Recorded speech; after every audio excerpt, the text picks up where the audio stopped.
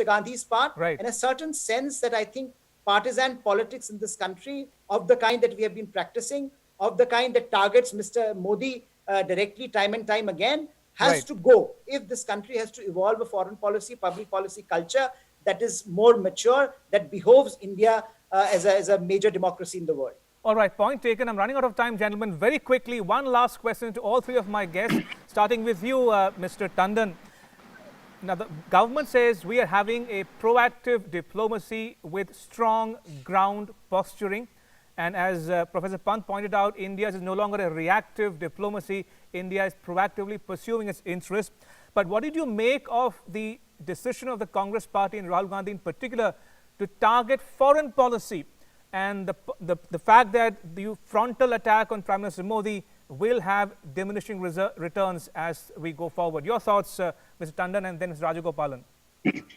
Mr. Nadda has very rightly said that it's an attempt to politicize India's foreign policy. Right. Over the last 7 decades, India's foreign policy has been a policy of national consensus, which practically all governments have done in the past. True. And this is exactly what Prime Minister Modi has been doing. So he convened an all-party meeting where even leaders like Sharad Pawar agreed with the government. The Trinamool Congress also is keeping quiet. All political parties are in favor of a national consensus on issues like this. Right. But fortunately, it is only Mr. Rahul Gandhi who is trying to politicize it. I want to ask him if at all he has reservations about India's handling of the foreign policy, for that matter, the China issue. He should be convening an all-party meeting, an opposition meeting. In fact, he is not in a position to convene a meeting of all opposition. And for that, even Sonia Gandhi has to come forward and convene a meeting. Tomorrow, what will happen? If he is installed as the Congress president, will other opposition parties come under his banner for an opposition meet, which I doubt. So therefore, if at all he has a reservation, he should try to evolve a consensus among non-BJP or all other opposition parties, which he will fail. And who will help him? Not a single leader has come in support of him. Leave aside the opposition ranks, even within the Congress rank. So I think his attempt to himself as the prospective Congress president, I think it is going to boomerang, and it is for the Congress party. It will boomerang on the Congress party, said Mr. Tandon. And I think they need to ponder over it. Mr. Tandon, I'm sorry to interrupt you. I'm running out of time. So very quickly, if I can go across to Mr. Rajagopalan and Professor Pant. Mr. Rajagopalan, the law of diminishing returns is kicking in. The more you attack Prime Minister Modi frontally, the more it backfires on the Congress party and Rahul Gandhi in particular. It will boomerang on Congress. You wait and watch, Mr.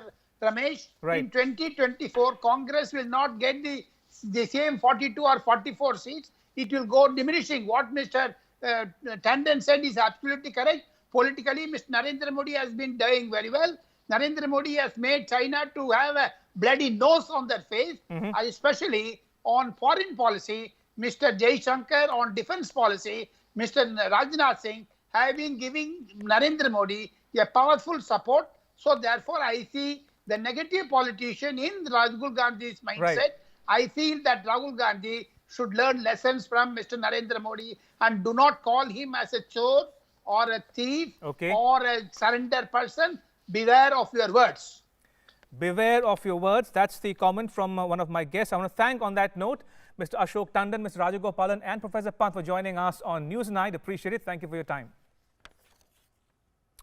Right, moving on, the All India Institute of Medical Sciences in New Delhi on Monday began human trials of the indigenously developed COVID-19 vaccine candidate called Covaxin. Thousands of people had contacted the institute, but only 100 volunteers between the ages of 18 and 55 were selected for the trials. Here's a detailed report. For human trials process, the registration for testing of Covaxin has started at All India Institute of Medical Sciences, AIIMS, Delhi. AIIMS Professor Dr. Sanjay Rai has been appointed as the chief investigator for conducting these tests. Over 2,000 people have contacted AIIMS for the human trial. AIIMS Director Randeep Guleria gave detailed information about the trial of the 3 phases at a press conference. Total number of 1,125 people will be vaccinated in the first 2 phases. In the first phase, trials will be done on 375 people and 18 to 55 years of age will be part of the crucial trials. Healthy participants with no comorbidities and without a history of COVID-19 will be selected. Phase 1, it has to be done in healthy people between the age of 18 and 55 years. तो 18 साल से 55 साल की उम्र में जो healthy हैं, जिनको कोई कोमॉर्बिडिटीज़ नहीं है, टोटल सैंपल जो इनिशियली है ट्रायल का सारे सेंटर्स को मिला के वो 1125 हेल्दी वॉलंटियर्स का है, जिसमें से 375 जो हैं वो फेज़ 1 में स्टडी किए जाएंगे। एम्स दिल्ली में 100 हेल्दी वॉलंटियर्स रिक्रूट किए जाएंगे। In second phase, 750 people between age 12 to 65 will be part of Covaxin trial.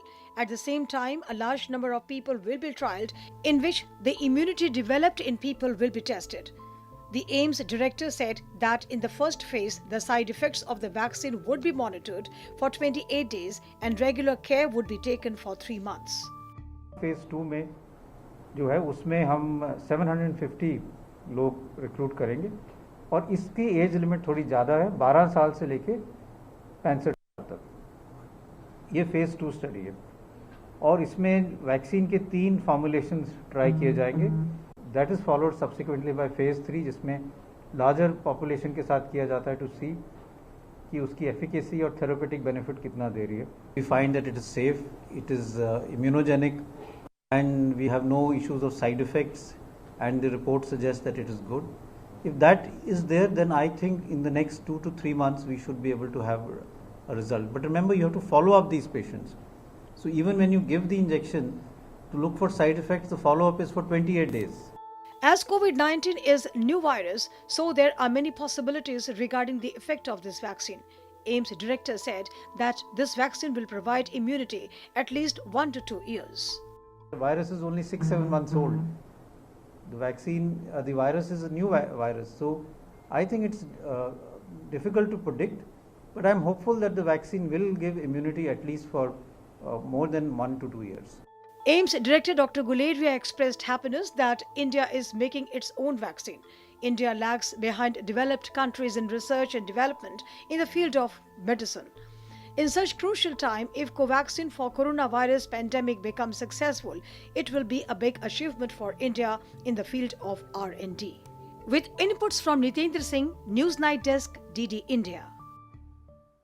And talking about COVID-19 vaccine research, AstraZeneca's experimental COVID-19 vaccine was safe and produced an immune response in early stage clinical trials in healthy volunteers, data showed on Monday.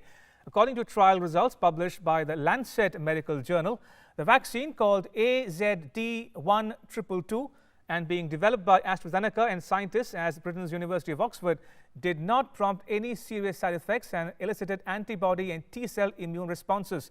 The study's lead author Andrew Pollard of the Oxford University said he hoped the vaccine would protect people for extended periods, but that more research was needed to confirm its efficacy and determine how long any protection lasts. Now, a 3-member team of officials from New Delhi visited Gaya in Bihar on Monday to take stock of the COVID-19 situation there.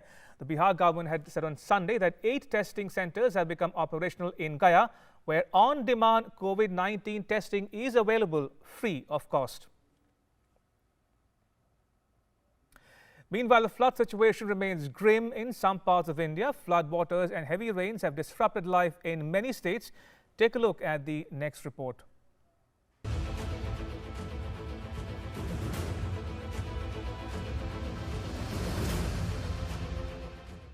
Several states in India are battling monsoon mayhem. In the Pithoragarh district of Uttarakhand, water level of Gauri and Kali rivers have increased due to heavy rainfall. Cloudburst and heavy rains wreaked havoc in 2 villages of Pithoragarh district, leaving 3 people dead and 11 reportedly missing. Chief Minister Trivendra Singh Rawat directed the district magistrate to ensure prompt rescue and relief operations. Chief Minister also directed the DM to give financial assistance to the victims. 2 teams of SDRF are carrying rescue and relief operations. MET department has issued red and orange alerts in the state for Tuesday and Wednesday. Heavy rainfall has also been predicted in many areas of Jammu and Kashmir due to western monsoon. The MET department has also predicted heavy rainfall in Himachal, Uttar Pradesh and Haryana.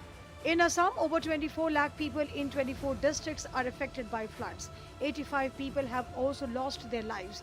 And that's not all. 26 people have also died in landslides in various parts of the state. As a result, the death toll has reached 111. Government of Assam, with the support of the Government of India, we are extending our wholehearted support. We are trying to provide them best possible quality food item to those flood affected victims, and also we are releasing within 48 hours ex gratia to those people who have lost their life in landslide and flood. So this is the way we are tackling the issue, and particularly I am grateful to the people of Assam that whatever they have shown their guts and courage and determination. This is great. The situation in Bihar is also grim due to heavy rains and increasing water levels in rivers. Darbhanga, Sitamarhi and Muzaffarpur district of North Bihar are badly affected. 3 lakh people from 8 districts of the state are affected by the flood fury. Meanwhile, urban areas including Patna are facing the problem of waterlogging at a larger scale. Bureau Report, DD India. Moving on, the Supreme Court on Monday asked the Uttar Pradesh government to consider adding a former Supreme Court judge and a retired police officer to an inquiry committee that is looking into the encounter of gangster Vikas Dubey. The top court said it was appalled that the gangster got bail despite so many cases against him. A bench headed by Chief Justice S.A. Bobde heard a batch of pleas seeking a court-monitored probe into the encounters of Dubey and his alleged associates. The court told the UP government that it has to uphold rule of law. The Supreme Court on Monday dismissed petitions seeking protection of artifacts around the Ram Janmabhoomi site. The public interest litigation petitions had sought the digging up of the Ram Janmabhoomi site and protection of artifacts. The Supreme Court called the petitions frivolous and imposed a fine of 1 lakh rupees each on 2 petitioners. Now, the COVID-19 pandemic brought the world to a standstill. Everything, including academics, came to a sudden halt. But slowly, the situation is improving.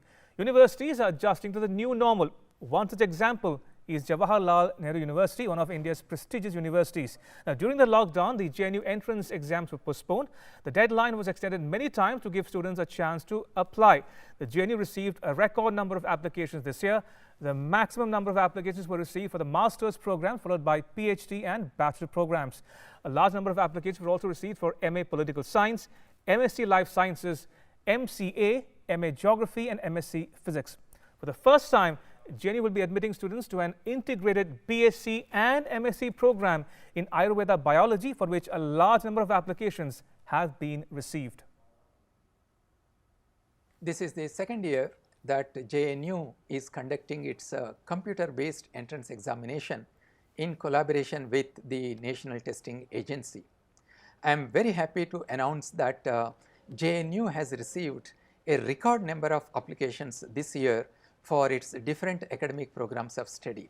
For JNU entrance examination 2020, a record of 1,35,462 applications were registered. This year we have also seen a large improvement in the gender representation as well as the representation of students from different social categories of our country. Political uncertainty in Rajasthan continues. The hearing on the petition filed by dissident Congress legislators on the notice given by the Assembly Speaker has been postponed till 10:30 tomorrow morning. That's on Tuesday. Senior advocate Harish Salvi, representing Sachin Pilot and 18 other MLAs, said that the rebel MLAs are not demanding changing the government or its fall. They just want change of the Chief Minister. They've questioned the notice of the Speaker, challenging its legality. He said Assembly Speaker's notice on absence from Legislative Party meeting outside the Assembly has no validity. Salve साहब ने अपने argument पूरे कर लिए हैं. अब mister रौदगी को argue करना है, सो कोर्ट अभी कंटिन्यू करेंगे. कल 10:30 बजे सुबह 10:30 बजे मिस्टर रौदगी विड आर्ग्यू एंड उसके बाद जो एप्लीकेंट्स ने एप्लीकेशन लगाई उन पे सुनवाई होगी और फिर किसी को सर रिजॉइंडर पे अपने अगर बहस करनी होगी तो वो अपॉर्चुनिटी दे करके कल होपफुली आर्ग्यूमेंट कंक्लूड हो जाएगा। सालवे सर की बहस पे वही रिट्रेशन है कि कोर्ट के पास पावर है वापस से 10(1)(a अगर असंवैधानिक है तो उसको रिविजिट करके हाई कोर्ट पूरी तरह से एम्पावर्ड है उस पर ऑर्डर पास करने के लिए। और फ्लोर क्रॉसिंग पे उन्होंने आर्ग्यूमेंट किए कि क्या इसको फ्लोर क्रॉसिंग माना जाए या नहीं माना जाए, और जो स्पीकर के द्वारा कार्रवाई की गई है वो गलत की गई। With an aim to boost Make in India initiative of the Government of India with the approval of Raksha Mantri Rajnath Singh, the acquisition wing of the Defence Ministry has today signed a contract with Messrs Bharat Earth Movers Limited for procurement of 1,512 mine plows or tank T90 at an approximate cost of 557 crore rupees. The contract has buy and make Indian categorization with a minimum of 50% indigenous content in make portion of the contract. Now, these mine plows will be fitted on T90 tanks of Indian Armoured Corps, which will facilitate individual mobility to tanks while negotiating a minefield. The mobility will enhance manifold, which in turn would extend the reach of armoured formation deep into enemy territory without becoming a mine causality. Now, with the induction of these mine plows planned to be completed by 2027, the combat capability of the army will be further enhanced. Right, moving on, Prime Minister Modi wants to double farmers' income by 2022, and therefore a number of farming-related announcements are being made by the central government. Farmers express their happiness as they will enjoy freedom of choice in regard to procurement and sales across the country, which facilitates discovery of the most remunerative prices. मैं एक किसान होने के नाते मैं साडे देश के प्रधानमंत्री श्री नरेंद्र मोदी जी का धन्यवाद करता हूं, जिन्होंने जो काफ़ी समय से किसानों की जो पुरानी डिमांड थी कि किसान किसी भी जगह पे फसल बेच सकता है, वो उन्होंने मांग को पूरा किया है।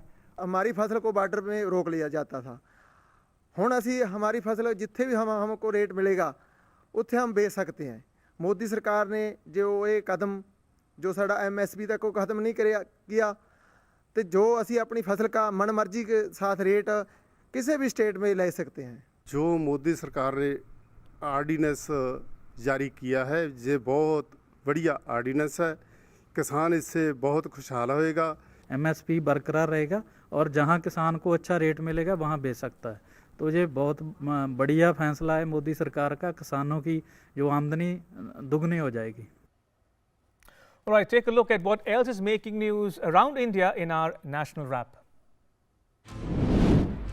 Special Operations Group of Jammu Police and Army have busted a terror funding module of the Lashkar-e-Taiba in Jammu. According to police spokesperson, banned terrorist organization Lashkar-e-Taiba LET had activated a module of its members for carrying out terror activities in Jammu and Kashmir. Particularly, it had been tasked by the handlers to visit Jammu and collect a consignment of Hawala money for further use by the terrorists and their supporters. During the search, one bag containing 1.5 lakh rupees was recovered, which was concealed in a tiffin box. Initial questioning revealed that the money was sent by Harun, self-styled commander of LET from Pakistan, to be delivered to the terrorists through their overground workers in Doda. 15 days after the Vikas Dubey encounter, two of his close aides, Jaykant Vajpayee and Prashant Shukla, have been arrested by the UP police for their alleged involvement in Kanpur encounter, in which 8 police personnel were killed. Delhi police has filed another complaint against Khalistan terrorist Gurpatwant Singh Pannu. Terrorist Pannu, accused of inciting Sikhs. A video was also released by terrorist Pannu. After that, a case has been filed against him in Delhi. August 15 is near, so all security agencies are also fully cautious about this. In a major development in the Tuticorin custodial deaths case, a Madurai court has sent 3 police officials, Chelladurai, Samathurai and Veyil Muthu, to 3 days in CBI custody. A CBI team reached Madurai on July 9th to take over the probe into the death of the father-son duo in the Sathankulam police station on June 19. Earlier, the Tamil Nadu CBCID had arrested 10 police and charged them with murder before they were remanded to judicial custody. Later, Chief Minister Palaniswamy handed over the case to the CBI. The National Investigation Agency and the Maharashtra government today sought time at the Mumbai High Court to reply to the interim medical bail filed by poet P. Varvara Rao, 81 years old, admitted at Nanavati Hospital. A division bench of Justices S.S. Shinde and S.P. Tawade was hearing a criminal appeal filed on behalf of Rao, accused in the Bhima Koregaon case. It is an appeal against rejection of his entry medical bail by Sessions Court. The court adjourned to be heard on July 23rd. Meanwhile, the same bench also directed the state and NIA to file their replies on petition filed by Rao against prison authorities seeking directions against them to submit detailed report along with medical papers of the treatment and a course of action followed by them post the hurried discharge of Rao from JJ Hospital on June 2nd, 2020. Indian Navy units undertook passage exercise with units of US Navy Nimitz Carrier Strike Group as they transit through Indian Ocean region. USS Nimitz is on its way from South China Sea to deployment in the Middle East.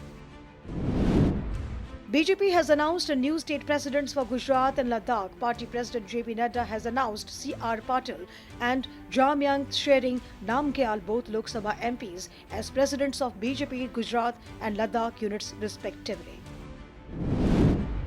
In Puducherry Legislative Assembly, the opposition parties NR Congress, AIADMK and BJP members staged a walkout in the House opposing Chief Minister Narayanasamy presenting the budget without the Lieutenant Governor's address. Earlier, Lieutenant Governor of Puducherry Kiran Bedi refused to deliver her customary address of the budget session in the Legislative Assembly, saying Chief Minister V. Narayanasamy did not send her the annual financial statement and demand for grants meant to be presented in the House.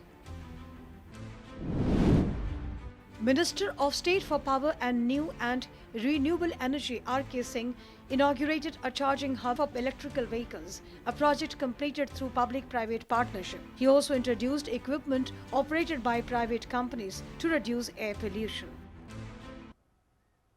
Now, days after a report claimed that Iran has dropped India from the Chabahar rail project, Iran on Monday denied the report, blaming vested interests behind it and reassured India's active participation in the mega project. Iran's Deputy Minister of Transport and Railways, Saeed Rasooli, has said that vested interests were behind those reports.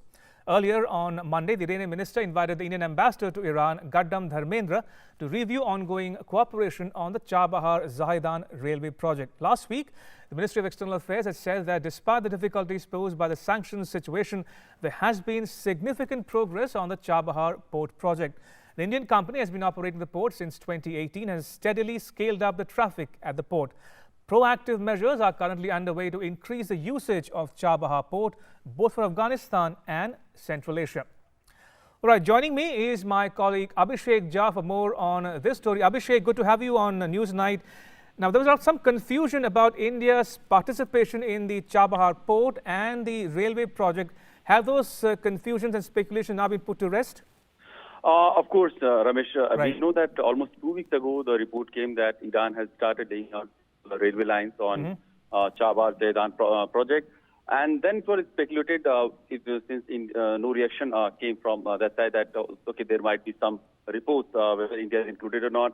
That this story was fueled by certain media reports in Indian media also. Then some Iranian media also quoted some unidentified sources from Iranian side. But so far, no official source, either from India or Iran, had commented on this story.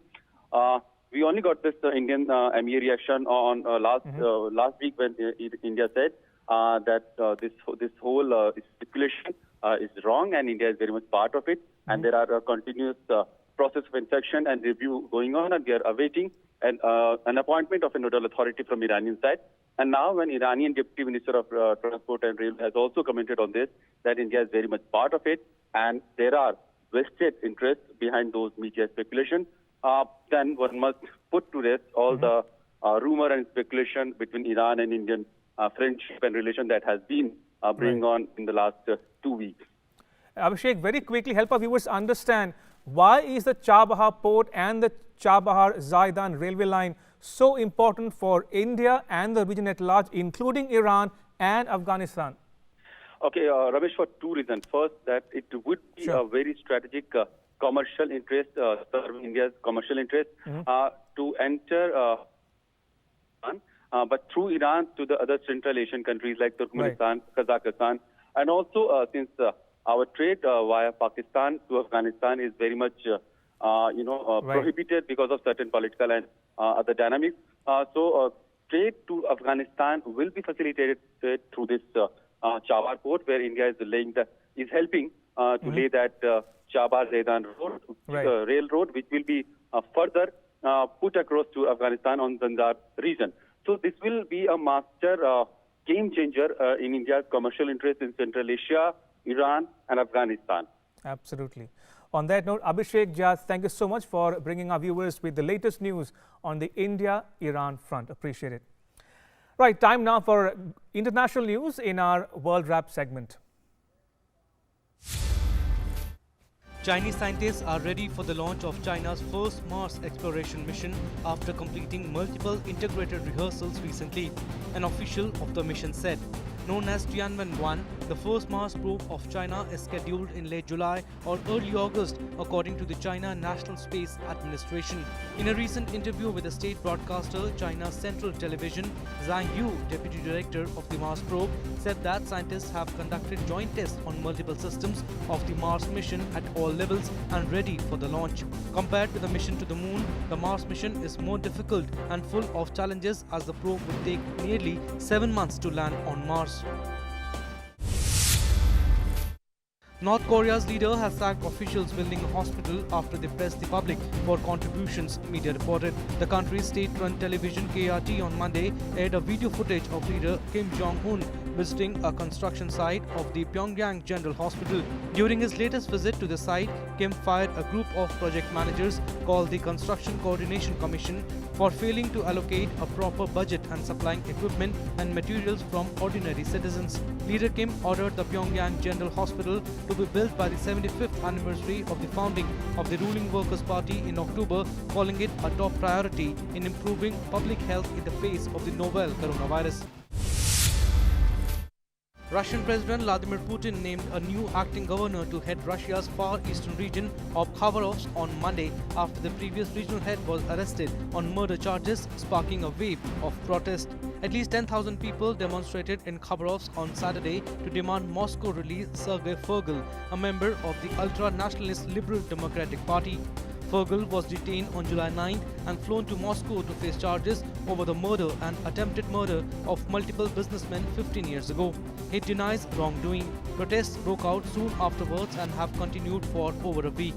Putin on Monday formally removed Fergal from his post and appointed Mikhail Degtyaryov, 39, a lawmaker and also an LDPR member, to take over as the acting head of the region. French President Emmanuel Macron said on Monday he was hopeful a compromise could be reached over a European Union recovery plan. Macron also said that talks had advanced in the EU summit. Macron made the comment as he arrived for the fourth day of the summit. German Chancellor Angela Merkel said extraordinary situations also require extraordinary efforts and hoped the remaining issues to close the deal would be solved soon. After 3 days of haggling over a plan to revive economies throttled by the COVID-19 pandemic, European Council President Charles Michel is expected to put forward a new basis for a deal to bridge the competing demands of North and Southern Europe. All right, to sports now. The International Cricket Council has confirmed the ICC Men's T20 World Cup in Australia has been postponed due to the ongoing COVID-19 pandemic. Cricket's apex body has held multiple meetings in the last few months in order to ascertain the best possible outcome, but came to the said conclusion in the latest one on Monday. The tournament was due to take place between 18th October and 15th November. The next Men's T20 World Cup is now scheduled to be held in October and November 2021, with another in 2020.